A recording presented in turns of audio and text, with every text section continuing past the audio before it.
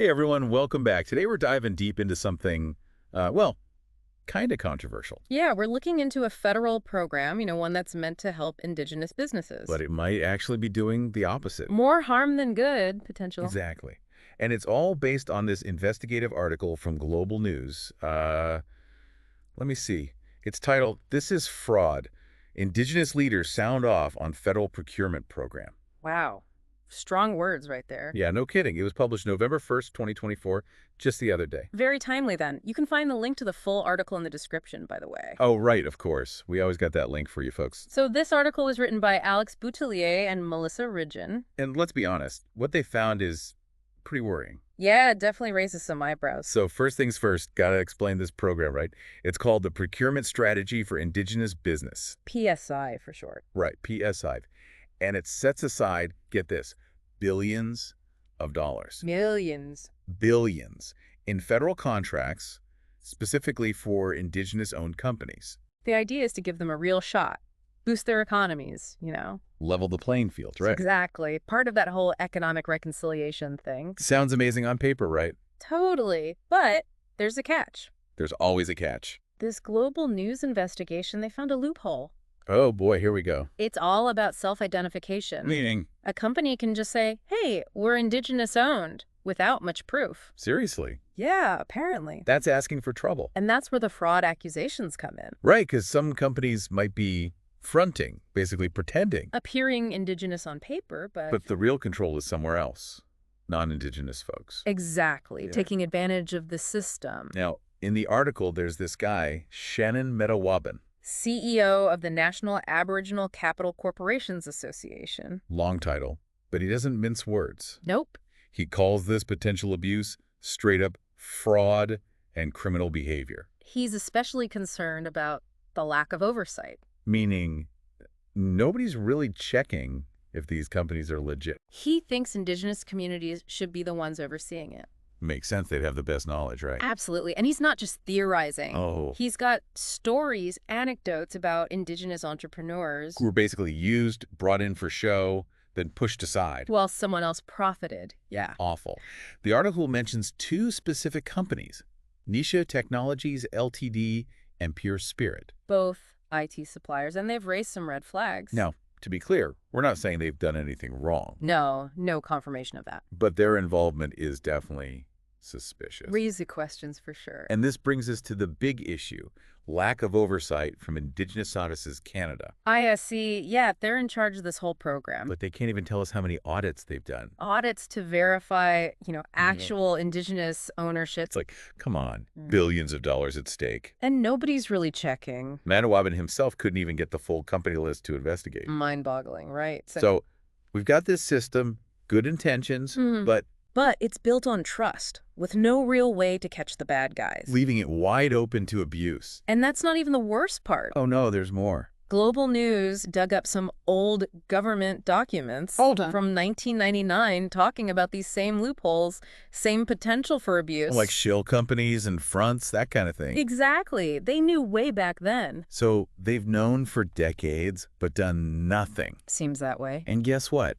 We've got an election coming up, which means this whole PSIB program is in a very precarious spot. Totally vulnerable, yeah. Conservatives are leading the polls and they want an audit. Which is good, right. But they haven't said if they'll actually keep the program. So it's like, do they want to fix it or scrap it? Who knows? It's all political now. The future of this program, helping Indigenous businesses, it all comes down to politics. It's a mess. A big one. Now, the big question is, what proof is there? Like real evidence of this fraud. That's what we'll be digging into next time. Before we go, quick reminder.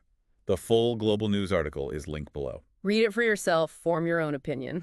We'll be back soon to break down the evidence and figure out if this program is actually helping or just enabling exploitation. Don't miss it. Stay tuned. All right, so we're back and we got to talk about this evidence. Right, like what actual proof is there? Yeah, because we're throwing around some serious accusations here. Fraud, criminal behavior.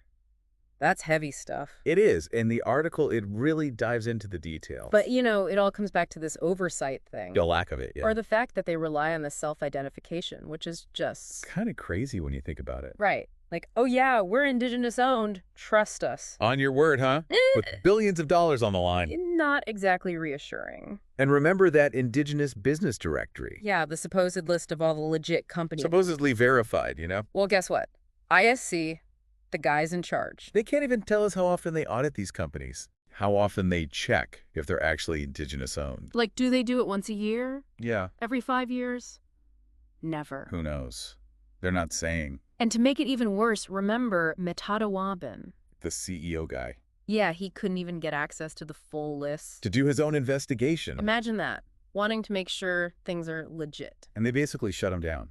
So we've got zero transparency here. Huge red flag. It's like, are they trying to hide something? Makes you wonder. And then there's the fine print. Oh yeah, the legal mumbo-jumbo. The whole program rests on this idea of Indigenous ownership and control. But the article points out how vague those terms are. Super vague. Like, what exactly does that mean? Yeah, ownership, control, who's calling the shots? It's all a gray area. And you know what they say about gray areas? They're ripe for abuse. Exactly. And it becomes impossible to tell which companies are actually legit. And which ones are just gaming the system. It's like building a house with no foundation. Destined to collapse. And the consequences, man, they're huge. Not just for the program itself. But for the whole idea of economic reconciliation.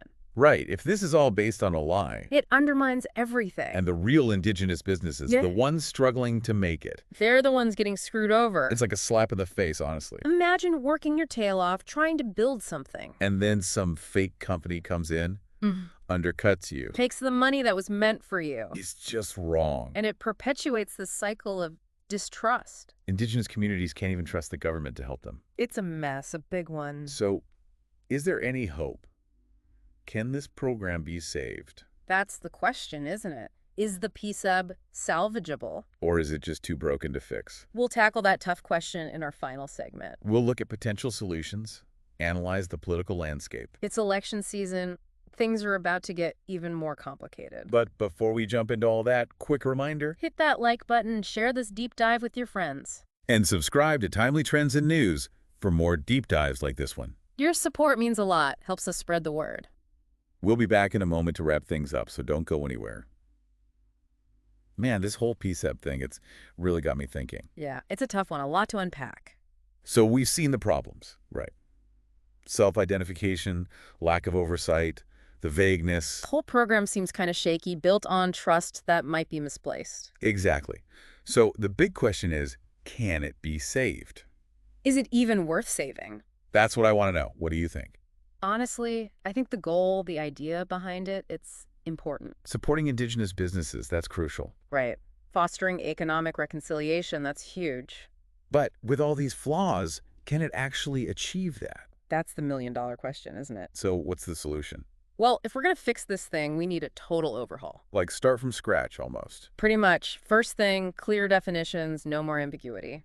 Indigenous ownership and control, what does that even mean? Exactly. Spell it out, specific criteria, no room for interpretation. Like hard and fast rules, no loopholes. Exactly. And then verification, real verification. No more taking people's word for it. Right. Independent audits, maybe even. Metatawabin mentioned Indigenous communities overseeing it. That's a great idea. Give them the power to check, to verify. Make sure the money's going where it's supposed to. Exactly.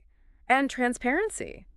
Publish the data, the audits. Show everyone how it's working, hold everyone accountable. It's a big task, rebuilding trust, restructuring everything. It won't be easy. No, but if we do it right, imagine the potential. A PSIB that actually works, that truly empowers Indigenous businesses. Thriving Indigenous economies, contributing to Canada as a whole. That's a vision worth fighting for, isn't it? Absolutely.